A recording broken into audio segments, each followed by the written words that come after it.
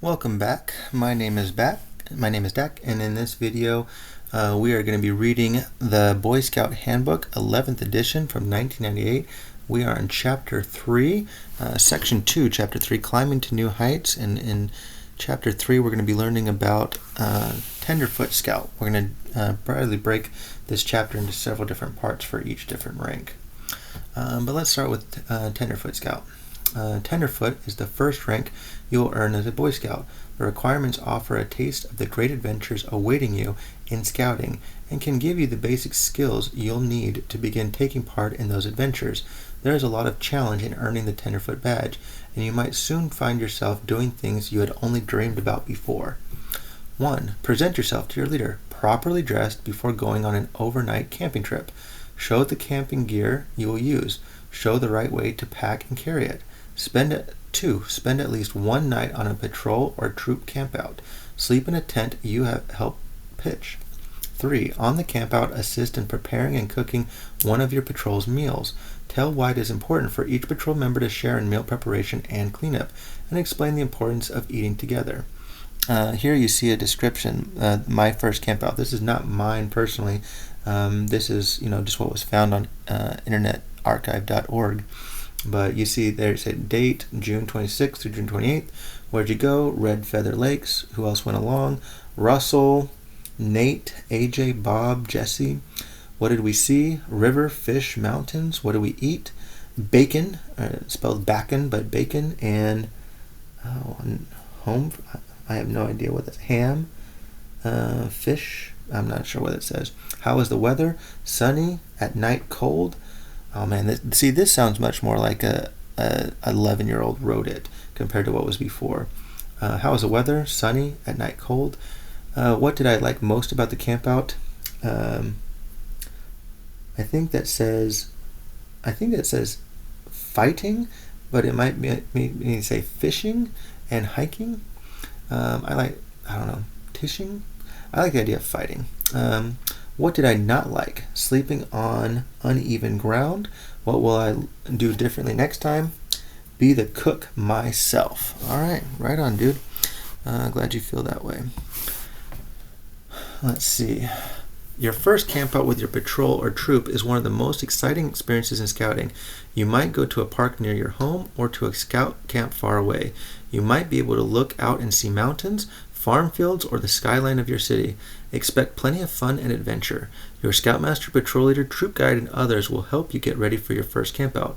For more information on what to wear for outdoor adventures, turn to Chapter 8, Hiking, beginning on page 197. For information on choosing, packing, and carrying camping gear, pitching a tent, and preparing for a great adventure, see Chapter 9, Camping, starting on page 217. Read about meal preparation and cleanup in Chapter 10, Cooking, starting on page 247. Whatever happens, your first campout will be special to you. Make a few notes about it on the previous page so that you can always remember when your outdoor adventures as a Boy Scout began. All right. Now, again, this is something I personally really enjoy, these Tenderfoot rank requirements, being very explicit. We want you to do X, Y, Z. We want you to do these things with a check mark next to it to do these things. We've already gone over the first 3. Present yourself to properly dressed, spend at least one night on campout, and then assist in preparing a cooking meal. So starting on number 4A right there, demonstrate how to whip and fuse the ends of a rope. 4B, demonstrate that you know how to tie the following knots and tell what their uses are: 2 half hitches and the taut line hitch. 5, explain the rules of safe hiking, both on the highway and cross country during the day and at night. Explain what to do if you are lost. 6, demonstrate how to display, raise, lower, and fold the American flag. 7, repeat from memory and explain in your own words the Scout oath, law, motto, and slogan. 8, know your patrol name, give the patrol yell, and describe your patrol flag. 9, explain why we use the buddy system in scouting. 10A, record your best in the following tests. Current results: push-ups, pull-ups, sit-ups, standing long jump, and a quarter-mile walk/run. And then you're supposed to do your following test results 30 days later, a month later. How can you many push-ups, pull-ups, sit-ups, standing long jump, and quarter-mile can you walk/run? 10B, show improvement in the activities listed in requirement 10A after practicing for 30 days. 11. Identify local poisonous plants. Tell how to treat for exposure to them. 12a. Demonstrate the Heimlich maneuver and tell when it is used. 12b. Show first aid for the following: simple cuts and scratches, blisters on the hand and foot, minor burns or scalds, first degree, bites or stings of insects and ticks, poisonous snake bite, nosebleed, frostbite, and sunburn. 13. Participate in a Scoutmaster conference. And 14. Complete your board review. Now, for me, when I first read these, I'm pumped. I am jazzed. All right, let's do this stuff. And what's really cool about this book is it's going to tell you all these different things about, the ropes and the flag and the patrol stuff. All these stuff is going to be explained. Note: alternative requirements for the Tenderfoot rank are available for scouts with physical or mental disabilities if they meet the criteria listed in the Boy Scout Requirements book. As you complete each requirement, ask your Scoutmaster to initial his or her approval on pages. Oh, see, and that's what's the great thing about this. You had a Scoutmaster there, someone to hold you accountable. You can't just sit there and, yep, I know the patrol name, and just check it off, and it's self-reporting. No, you had to go demonstrate it to an adult leader, which I thought was really cool. In hindsight, I can articulate it now, having that accountability. 4a. Demonstrate how to whip and fuse the ends of a rope. Rope is one of mankind's oldest tools. Today it is made by twisting together the stringy fibers of certain plants, or by twisting together or weaving strands of nylon, plastic, or other modern materials. The ends of a rope sometimes begin coming apart. For a temporary fix, tie a knot in each end or wrap it with duct tape. The permanent way to prevent ropes from unraveling is by whipping or fusing the ends. Again, I never use rope now in daily life. I think if the apocalypse were to happen, if we were to have a shutdown, Walking Dead type style, ropes would become much more useful again. But in modern daily life, I never use a rope for anything. But at the time, it was fun to learn this stuff. Whipping. Cut off any of the rope that has already unraveled. Take a piece of strong string, preferably waxed and at least 2 feet long, and form a loop in it. Lay the loop near the end of the rope. Tightly wrap or whip the string around the rope. When the whipping is at least as wide as the rope is thick, slip the end through the loop and pull hard. Trim off the excess string, then whip the rope's other end. Fusing.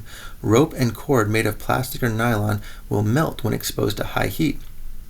Cut away the frayed part of the rope, then, working in a well-ventilated area, hold each end of a few inches above a lighted match or candle to melt and fuse the strands together.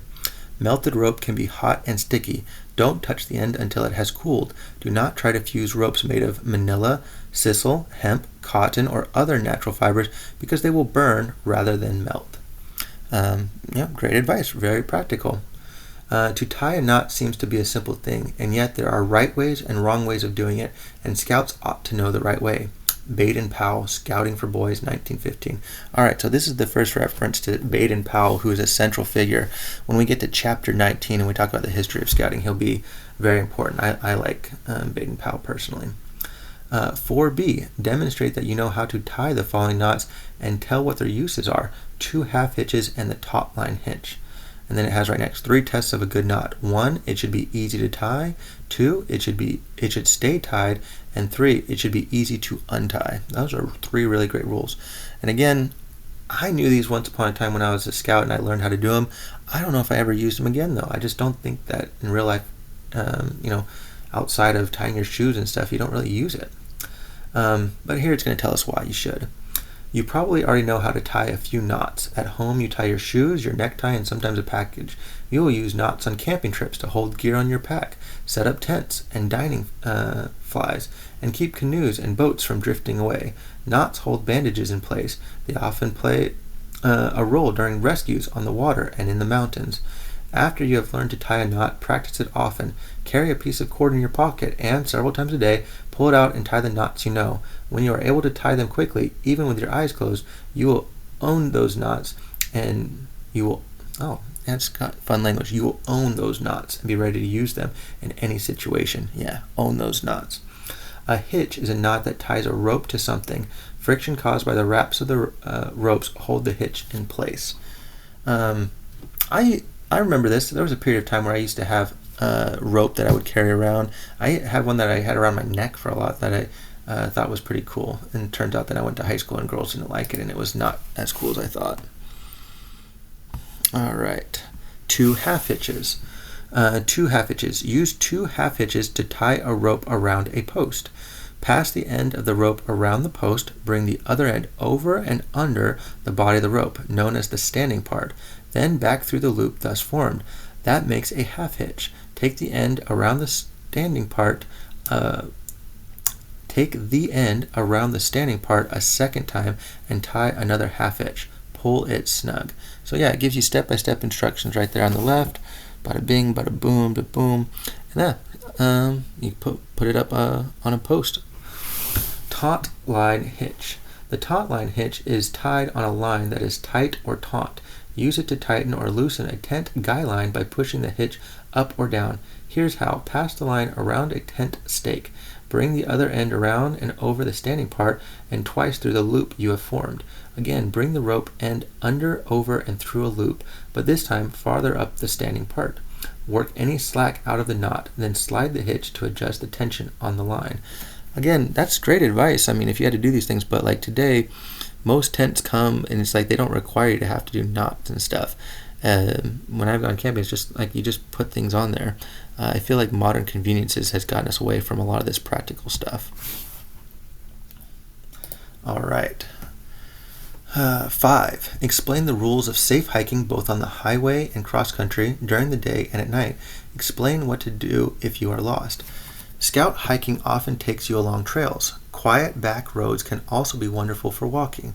When hiking in the city, you can often travel on sidewalks, along busy streets. Wherever you go, the most important part of hiking is doing it safely. When on outings with your patrol or troop, always hike with a buddy. The trip can be more fun, and you will have help if you need it. There's a picture of hiking boots right there. Hiking on highways and roads. Anytime you must hike along a highway or road without a sidewalk, stay in single file on the left side, facing the traffic. Light-colored clothing can make it easier for drivers to see you. If you must hike alongside a road at night, tie straps of white cloth or reflective ribbon around your right arm and leg. Even better are the fluorescent vests often worn by highway workers. Use a flashlight to brighten your way and to alert drivers that you are there. Never hitchhike. It can be dangerous, it might be illegal, and it spoils the spirit of a hike. Okay, so I mean there's a lot there to unpack. I don't know, most of the time I don't think that you actually hike on the left side of the road. I think that probably should, but I think a lot of people just naturally go on the right side because that's what they feel like they're supposed to. I think it's smart to use, good protective gear. If I was going out at night, I would not want to be in normal clothes. I'd want to have something reflective so that a light could see me, especially if I'm on the road. Hiking on trails and cross country. Following a trail is often the best way to reach the places you want to go. Staying on trails helps you avoid trampling plants or adding to erosion with your footsteps. It is hard to get lost if your feet are on a pathway. Whether or not your backcountry hikes are on trails or across open grounds, watch where you place your feet to avoid slipping or twisting an ankle. Use bridges to cross streams. Wade through water only if there is no other way to go, and only if the water is shallow and the current is not too swift. Unfasten the hip belt of your backpack before crossing a stream. If you slip, you'll be able to free yourself from the backpack before it can weigh you down in the water. Detour around areas that appear to be dangerous, or go back the other way you came. Your safety is always much more important than reaching the destination of a hike. For more information about hiking, see Chapter 8, Hiking, beginning at page 197. See, this picture right here, this is the kind of stuff that annoys me. Sure, is this the practical thing to do? Take off your backpack, toss it across, and then go across without your backpack? Sure, that's like what a reasonable, smart, prudent thing to do is. However, that's not what usually happens. You usually don't take the time to do all this stuff. Normally, you would just walk across, especially something like this. Kids would hop across, they would ask an adult for help, but they wouldn't do this. This seems super staged to me. Backcountry travel often involves problem solving, crossing a stream, finding your way, doing things safely. Again, I get that it's reasonable. I get that it's the most safe way to do it. 90% of the time, I doubt that's what the young men would do. Were you ever lost? Someone asked Daniel Boone. No, he replied, but once I was confused for about 5 days over where I was. I wonder if Daniel Boone actually said that. I was confused. Sounds like one of those old folksy language things that people might have said. He said, but no real citation for it. Notice there was no real citation. It wasn't, Life of Daniel Boone somewhere. That just seems like a made-up thing. I bet if someone's fact-checked that might or might not be true. All right, staying found. Stop, stay calm, think, observe, plan. Excellent points. I agree with all of that. If you ever find yourself lost, stay calm, think, observe, plan. The best way not to get lost is to know at all times where you are. Before you start out, mark the route of your hike on a map and then study the map to become familiar with the countryside. Find your destination on the map. What landmarks should you be able to see as you are walking? Pay attention while you're hiking. Notice the direction you're going. Watch for hills, streams, valleys, buildings, and other landscape features. If you have a map and compass, use them to pinpoint your location. Look back over your shoulder often to see how your route will look on your way back. This is so true. Like, I've been lost before. I've gone hiking before and gotten lost before. It is not fun when you're like, spending an extra hour, extra 2 hours, and the sun's starting to go down. You're like, oh shoot, where are we? We're not where we're supposed to be. That is not a fun feeling. What to do if you are lost. One day, even though you know all the safety rules, you might wander off a trail and not be able to find it again. Or you might take a wrong turn and not know which way to go. If you think you are lost, stop and follow these stop steps. Stop. Stay calm. T. Think. O. Observe. P. Plan. Great. S-T-O-P. Perfect. Stay calm. Sit down and have a sip of water and a bite of food. If you are cold, pull on a jacket or sweater. Breathe slowly and steadily. Think. Try to remember how you got where you are. Get out your map and see what you can learn from the symbols and contour lines. Observe. Look for your footprints in loose and muddy earth or in the snow. Look around for landmarks that might give clues about your location. Plan. If you are fairly sure of a route that will take you to a known location, move carefully. If you have a compass, use it to set a bearing in the direction of your destination. In case you need to find your way back, mark your route well with broken branches, piles of stones, or whatever else is handy. However, if you have no idea where you are or which way to go, stay put. People will start looking for you as soon as someone realizes you are missing. Help searchers find you. The universal distress call is any signal repeated 3 times. 3 shouts, for instance, or 3 blasts on a whistle. A smoky fire in the daytime and a bright fire at night can also attract attention. For smoke, toss grass or green leaves on the flames. Spread your rain gear and bright-colored equipment in the open to catch the eye of a rescue pilot, or flash a mirror in the direction of aircraft. Make yourself comfortable. Pitch a tent if you have one, or find shelter against a rock or under a tree. Use what you find in your pack and pockets to stay warm and dry. Hang a t-shirt or some other bright object in a branch above you so that searchers can spot your location even if you are sleeping. Finally, try not to worry too much. You will survive for several days without water and for several weeks without food. Stay put and stay calm. You will be found. I love this. I feel like the further you go back in history, the more we expected people to just be resilient, to just figure things out on their own. And the more we go forward in history, the more we coddled. Things are safer now. People don't get lost nearly as often as I'm sure they used to. But it's like now when someone does get lost, they don't usually have the training or the wherewithal or the self-preparation that people get in trouble because we didn't practice going out as much. That's what I think this scouting is all great for, is like you would actually practice going out. And then, what happens if you do get lost and you have these things to think about? I don't know. There's trade-offs, there's takeaways. We are in less danger, but we are less resilient when we are. The worst thing you can do is to get frightened. The truly dangerous enemy is not the cold or the hunger so much as the fear. It is fear that robs the wanderer of his judgment and of his limb power. Only keep cool and all will be well. Ernest Thompson Seton, 1912. Going back to the paragraph, finally, try not to worry too much. You will survive for several days without water and for several weeks without food. That is so true, but that is today, something you would never hear. Don't worry. You can survive for days without water. You can survive weeks without food. That is not at all something we would tell kids nowadays, but it's totally true. All right, moving on.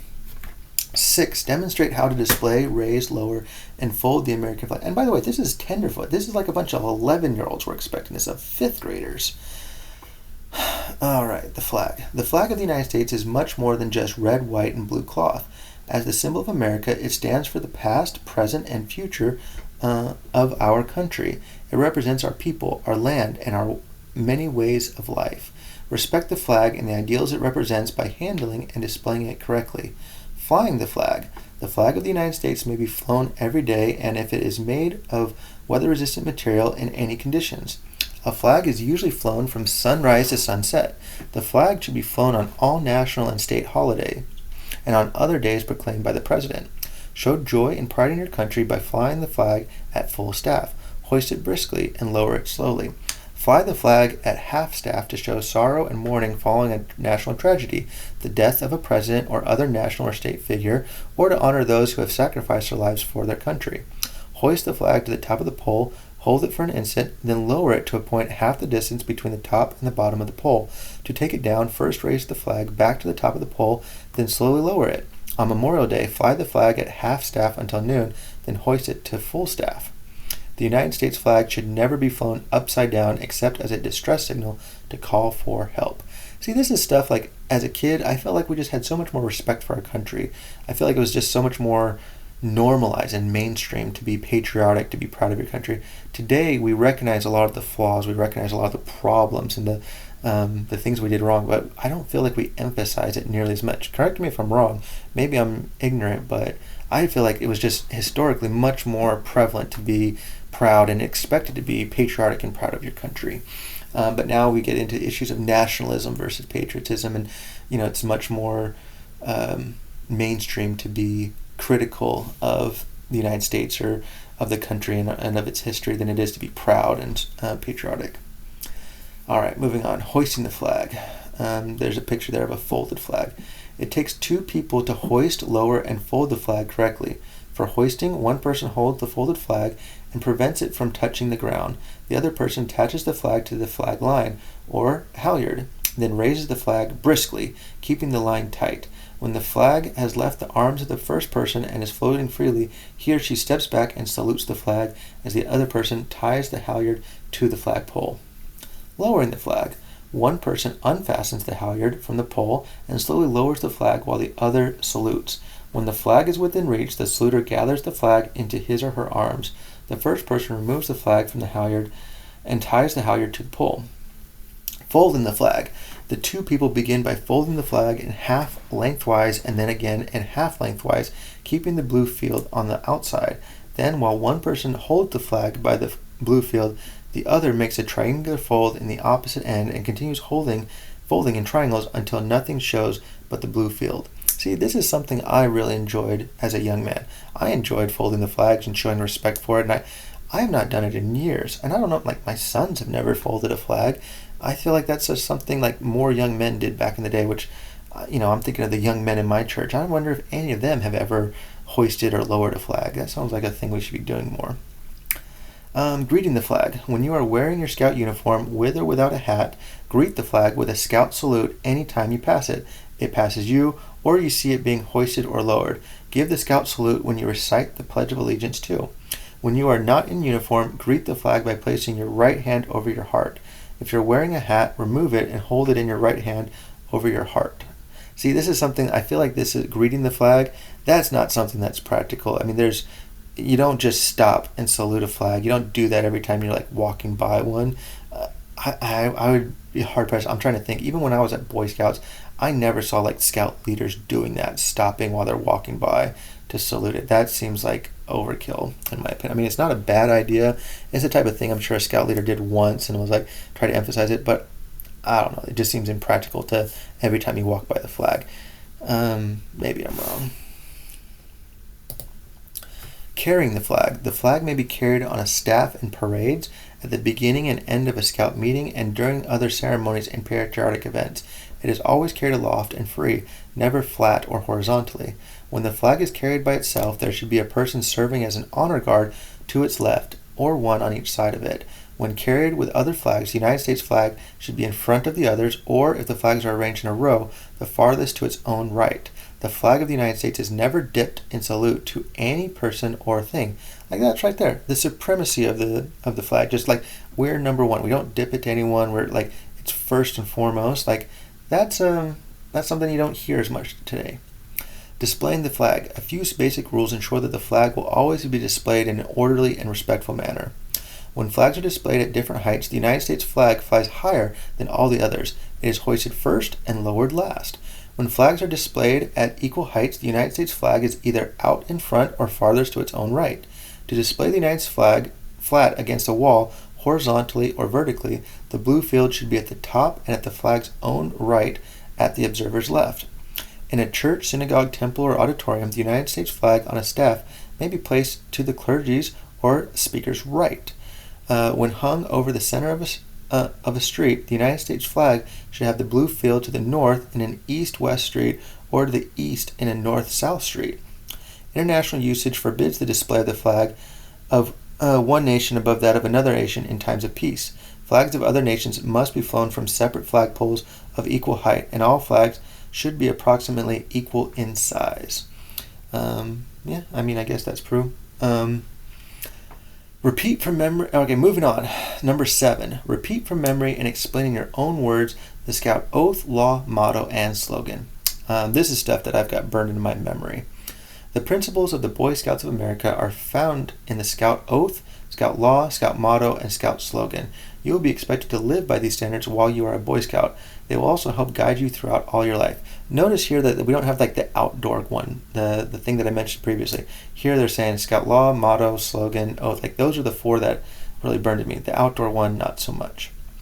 Scout Oath. On my honor, I will do my best to do my duty to God and my country and to obey the Scout Law, to help other people at all times, to keep myself physically strong, mentally awake, and morally straight. Before you pledge yourself to any oath or office, you must know what it means. On my honor. By giving your word, you are promising to be guided by the ideals of the Scout Oath. I will do my best. Try hard to live up to the points of the Scout Oath. Measure your achievements against your own high standards and don't be influenced by peer pressure or what other people do. To do my duty to God. Your family and religious leaders teach you about God and the ways you can serve. You do your duty to God by following the wisdom of those teachings every day and by respecting and defending the rights of others to practice their own beliefs. Right here it's interesting. You don't have atheism or agnostic even being considered, that you don't, like, individuals that don't believe in God could yet still be part of the scouting program. It's so much religion and belief in a deity is baked into the scouting program. And my country. Help keep the United States a strong and fair nation by learning about our system of government and your responsibilities as a citizen and future voter. Right there, just unpack that. Keep the United States strong and a fair nation. That's assuming the premise is that the United States is strong and that it is a fair nation. Today, 2025, when this recording of this video, the mainstream idea is that no, there is inherent injustice. It is an unfair country, that we have institutional inequities. And yet at this time, when I was a young man, I was taught to believe, no, the United States is a strong nation and it's a fair nation. America is made up of countless families and communities. When you work to improve your community and your home, you are serving your country. Natural resources are another important part of America's heritage, worthy of your efforts to understand, protect, and use wisely. What you do can make a real difference. There's no acknowledgement to the mistakes of the United States. It's not saying anything at all about our terrible wrongs of the past. As you study our country's history, you learn about the men and women who made America great. Most of them contributed in quiet, useful ways, while others sacrificed their lives.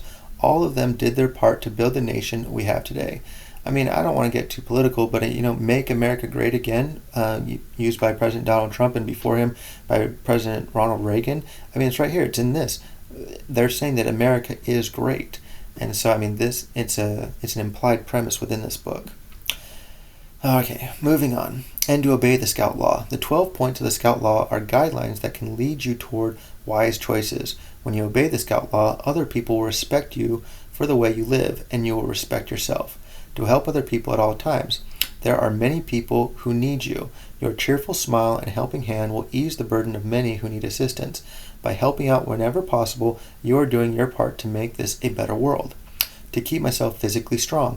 Take care of your body so that it will serve you well for an entire lifetime. That means eating nutritious foods, getting enough sleep, and exercising regularly to build strength and endurance. It also means avoiding harmful drugs, alcohol, tobacco, and anything else that can harm your health. I mean, very practical advice. I mean, stuff that we absolutely agree with. Mentally awake. Develop your mind both in the classroom and outside of school. Be curious about everything around you and work hard to make the most of your abilities. With an inquiring attitude and willingness to ask questions, you can learn much about the exciting world around you and your role in it. I like that part about asking questions. And morally straight. To be a person of strong character, your relationships with others should be honest and open. You should respect and defend the rights of all people. Be clean in your speech and actions and remain faithful to your religious beliefs. The values you practice as a scout will help you shape a life of virtue and self-reliance. I feel like this one, and morally straight, I mean, straight is a strong buzzword. I mean, in today, the scouting program is very different as far as including women, transgenders, the LGBTQ plus community. I mean, it's just very different. But I mean, conservative thinkers on the other side, those in the belief that saying, no, the old way of scouts was correct, they would point to this and morally straight. I mean, and they would probably, and this language right here does not address LGBTQ plus issues. It's talking about being honest and open and respectful. But I don't know, it's a fun, controversial topic that I think, worthy of debate. Scout spirit. Scout spirit refers to the effort you make to live up to the ideals of scouting. The oath, law, motto, and slogan serve as everyday guidelines for a good life. Scout law. A scout is trustworthy, loyal, helpful, friendly, courteous, kind, obedient, cheerful, thrifty, brave, clean, and reverent. The meaning of the Scout law. The Scout law is the foundation of scouting. It is expressed in just 12 simple points, but the standards they set for you are high. Use the Scout law to guide your actions when you are alone and as a member of your family, community, and nation. The Scout law will show you how to live as a boy and as a man. I mean, I agree with that. They're very simple yet very hard, and we set a high standard. I mean, the goal is set a high standard. The standard is the standard. Meet up to it. I know I fall short, but I don't think that there's something wrong with the standard. I think there's something wrong with me when I fall short, not the standard itself. A scout is trustworthy. A scout tells the truth. He is honest and he keeps his promises. People can depend on him. A reputation for being trustworthy is important to you now and in years to come. Trustworthiness will help you make and maintain good friendships. But more than that, your honesty is a sign of your character, the kind of person you are inside. Your parents, teachers, and friends expect you to tell the truth and to keep your promises. They know they can rely upon you to do your best in every situation. Of course, there will be times when your judgment fails and you make mistakes. Now and then that happens to everyone. Your baseball might smash a window. You might misread your map and come home late from a hike. If you quickly admit that what you have done and make good on any damage, others will soon forget the incident. By learning from your errors, you can do better in the future. Oh, great advice. Totally agree 100% with all of that. You must also trust in yourself. You know when you have done right and when you have done wrong. Live in such a way that you can respect yourself and others will respect you too. I mean, it's not explicitly written here, but I mean, that's a natural law about understanding right from wrong. I mean, you could really dive in deep and why is that an innate thing in all people to know right and wrong, and yet why can people acknowledge right and wrong and yet consistently fail to do so? Great questions. A scout is loyal. A scout is true to his family, friends, scout leaders, school, and nation. Loyalty starts at home. You show through your actions that your family can count on you. The success of your scout troop and patrol also depends upon your loyalty and that of other scouts as you support your leaders and pitch in to do your share of the work. Your loyalty to the ideals of your school can make the learning experience good for everyone. Express your loyalty to the United States by respecting the flag and government and by participating in the democratic process. See where things can be made better and work toward that ideal. Our form of government allows each of us to voice our concerns and act within the system to make changes. Give real meaning to your loyalty by helping improve your community, state, and nation. Then on the left, it has 3 different steps. 1, you promise to help. 2, you can help because you have learned how. And 3, you help because you care about people. I mean, this is just chock full of really, really good information, really poignant, lifelong lessons. A scout is helpful. A scout cares about other people. He willingly volunteers to help others without expecting a payment or reward. You promise in the scout oath to help other people at all times. The scout motto asks you to be prepared. The scout slogan reminds you to do a good turn daily. These three ideals work together. You promise to help, you can help because you have learned how, and you do help because you care about people.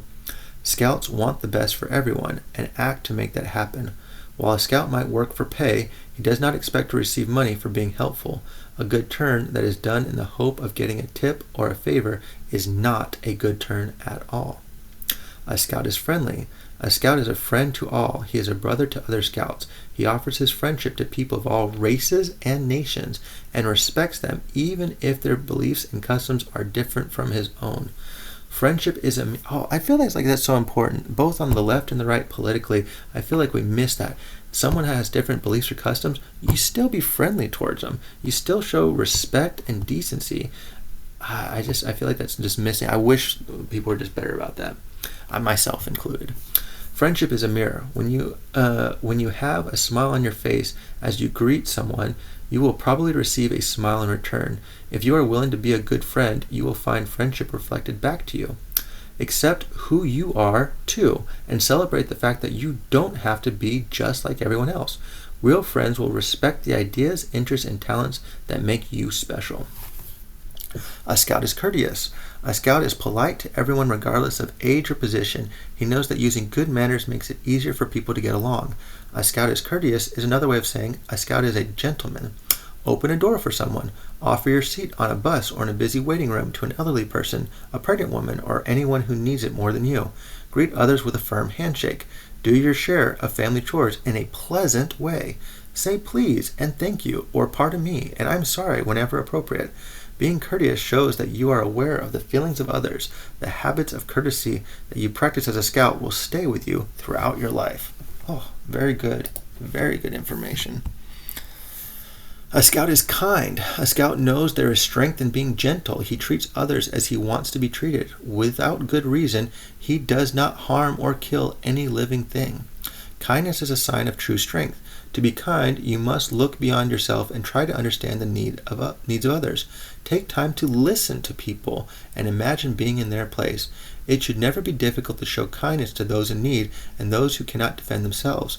What can be harder is being kind to people you don't know or with whom you disagree. We live in a world that has more than its share of anger, fear, and war. Extending kindness to those around you and having compassion for all people is a powerful antidote to the poisons of hatred and violence. Kindness is not limited to how we feel about people. Be kind to pets and wildlife. Be kind to the earth by protecting natural resources and by using no-trace methods of hiking and camping. A scout is obedient. A scout follows the rules of his family, school, and troop. He obeys the laws of his community and country. If he thinks these rules and laws are unfair, he tries to have them changed in an orderly manner rather than disobeying them. Your family cares for you and wants you to be safe. Help them out by following the rules set for you by your parent or guardian. There are others besides family members to whom you owe obedience. When teachers give you homework, it is usually because the assignments will help you learn. When an employer gives you a task to be done, it is usually for the good of the business. When your scout leader asks you to do a job, it is because your efforts will help your patrol and troop.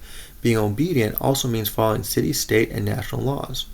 Obedience must be guided by good judgment. If someone tells you to cheat, steal, or do something else you know is wrong, you must say no. Trust your own beliefs and obey your conscience when you know you are right. So much you could dive into that, the different avenues, but it's hitting really good points. A scout is cheerful. A scout looks for the bright side of life. He cheerfully does tasks that come his way. He tries to make others happy. Some people grumble when they are doing homework or losing a game. They might become upset if the weather turns bad on a scout hike or if the trail is long and dusty. Others are cheerful. They jump at opportunities, and their sense of joy makes everything easier for them and those around them. You know that you cannot always have your way. Now and then you must do things that you don't like very much. A cheerful attitude can make the time go by more quickly and can even turn a task you dislike into a lot of fun. You have the choice of whether or not to enjoy the experiences and challenges of life. You can complain if you want to and be grumpy all the time, but it's easier and much more enjoyable to decide from the start to be cheerful whenever you can. Cheerfulness is infectious. The smile on your face can lift the spirits of those around you. This is all stuff absolutely true. This is the stuff that hits home, that made me really enjoy scouting. It's true. I have seen people that have been grumpy on doing stuff, and I've seen people be cheerful, and I agree. It can make a huge difference. The Scout Oath and Scout Law are the rules of scouting and guides for living a good life. Very, very true.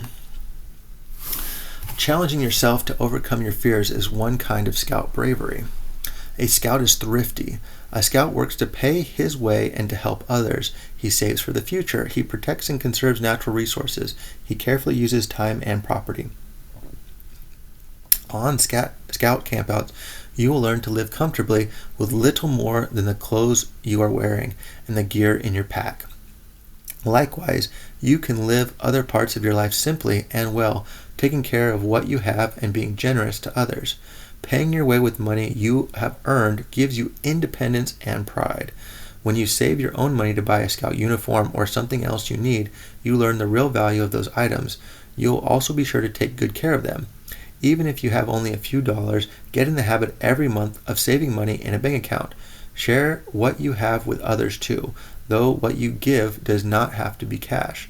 Volunteering your time and talent is just as valuable as donating money, and I would say even more so. Time, your attention, your talents, those things can be even much more important than money. Another part of thrift is protecting and conserving the earth's natural resources, its soil, water, forests, wilderness areas, and wildlife. Recycle papers, glass, and metal used in your home and community. Do all you can to minimize waste. A Scout is brave. A Scout can face danger although he is afraid. He has the courage to stand for what he thinks is right, even if others laugh at him or threaten him. Since 1910, when Scouting came to America, thousands of honor medals have been awarded to Scouts who saved lives at the risk of their own. They proved themselves ready when emergencies arose. They might have been frightened, but each one of them went to the aid of someone in serious trouble. Saving lives is not the only test of bravery. You are brave every time you do what is right in spite of what others might say. You are brave when you speak the truth and when you admit a mistake and apologize for it. And you show true courage when you defend the rights of others. A Scout is clean. A Scout keeps his body and mind fit. He chooses the company of those who live by high standards. He helps keep his home and community clean. You can't avoid getting dirty when you work and play hard, but when the game is over or the job is done, that kind of dirt washes off with soap and water. There's another kind of dirt, though, that can't be scrubbed away. It is the kind that shows up in foul language and harmful thoughts and actions. Swear words and dirty stories are often used as weapons to ridicule other people and hurt their feelings. The same is true of racial slurs and jokes that make fun of ethnic groups or people with physical or mental limitations. A Scout knows there is no kindness or honor in such tasteless behavior. He avoids it in his own words and deeds. Whew. A Scout is reverent. A Scout is reverent toward God. He is faithful in his religious duties. He respects the beliefs of others. Wonders all around us remind us of our faith in God. We find it in the tiny secrets of creation and in the great mysteries of the universe. It exists in the kindness of people and in the teachings of our families and religious leaders. We show our reverence by living our lives according to the ideals of our beliefs. Throughout your life, you will encounter people expressing their reverence in many different ways. The Constitution of the United States guarantees each of us the freedom to believe and worship as we wish without government interference. It is your duty to respect and defend others' rights to their religious beliefs, even when they differ from your own. This is really heavy stuff. I mean, especially for an 11-year-old. I mean, I was an 11-year-old hearing this stuff, and a lot of this stuff went over my head. But as an adult, it's just like, it's refreshing. It's like edifying. I'm really glad I'm reading this again. Scout motto, be prepared. The meaning of the Scout motto, be prepared for what? Someone asked Baden-Powell, the founder of Scouting. Why, for any old thing, he replied. Again, Baden-Powell making another appearance here. He'll be very important because he's the founder. He's like the George Washington of Scouting. The training you receive in your troop will help you live up to the Scout motto. When someone has an accident, you are prepared because of your first aid instruction. Because of life-saving practice, you might be able to save a non-swimmer who has fallen into deep water. But Baden-Powell wasn't thinking just of being ready for emergencies.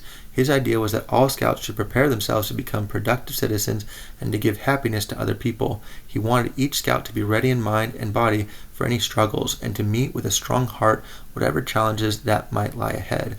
Be prepared for life, to live happily and without regret, knowing that you have done your best. That's what the Scout motto means. Scout slogan, do a good turn daily. The meaning of the Scout slogan. Some good turns are big, saving a life, helping out after floods or other disasters, recycling community trash, working with your patrol on conservation projects. But good turns are often small, thoughtful acts, helping a child cross a busy street, going to the store for an elderly neighbor, cutting back brush that is blocking a sign, doing something special for a brother or sister, welcoming a new student to your school. A good turn is more than simple good manners. It is a special act of kindness. All right, that was some really heavy stuff. We're going to now move into some less heavy stuff. Know your patrol name, give the patrol yell, and describe your patrol flag. By now, your patrol should be an important part of your Scout experience. Members of your patrol and your friends at meetings and during adventures. Members of your patrol are your friends at meetings and during adventures. You learn much from them and they learn from you. In the spaces below, write information about your patrol. Now, here's something, I think this part is just aspirational. I mean, I'm sure it happens sometimes, but I would doubt, most patrols I don't think have acted this way effectively. You had a patrol name, you had a yell, a patrol leader, assistant patrol leader, patrol members, draw your patrol flag. I mean, yeah, if you were to get 100 of these scouting books from back in the day, I would guess that 90 of them were not filled out. 9. Explain why we use the buddy system in scouting. Now this has real practical experience. The buddy system is a way for scouts to look after one another, especially during outdoor adventures. When your troop goes swimming, for example, each scout will be assigned a buddy. You keep track of what your buddy is up to, and he knows at all times where you are and how you are doing. Now and then a scout leader might call for a buddy check. That means you must immediately hold up the hand of your buddy. If anyone is missing, everyone will know it right away. The buddy system should always be used when a troop or patrol is hiking, camping, and participating in any aquatic activities. It's a way of sharing the good times and preventing the bad. Absolutely true. Buddy system, just the chances that two people is astronomically lower than one getting in trouble, like getting hurt, getting scared, getting lost, anything like that. I am a huge proponent of the buddy system. 10A, record your best in the following tests. Push-ups, pull-ups, sit-ups, standing long jump, quarter-mile walk, run. That's great. Get the physical activity and then measure how you do a month later. Let's see. Show improvement in the activities listed in requirement 10A after practicing for 30 days. Hiking, canoeing, bicycling, backpacking. The adventures of scouting are full of physical activity. To make the most of these and other activities, you'll want to be in shape. Good fitness can also make you more alert, help you fight off illness, and increase your enjoyment of life. Test your current level of fitness by doing as many push-ups, pull-ups, and sit-ups as you can, by seeing what distance you can cover with a standing long jump, and by timing yourself in a quarter-mile walk/run. Practice each of these exercises every day for a month, then test yourself again. You might be surprised how much you have improved, and you will have gotten yourself into the habit of exercising regularly to increase your endurance and strength.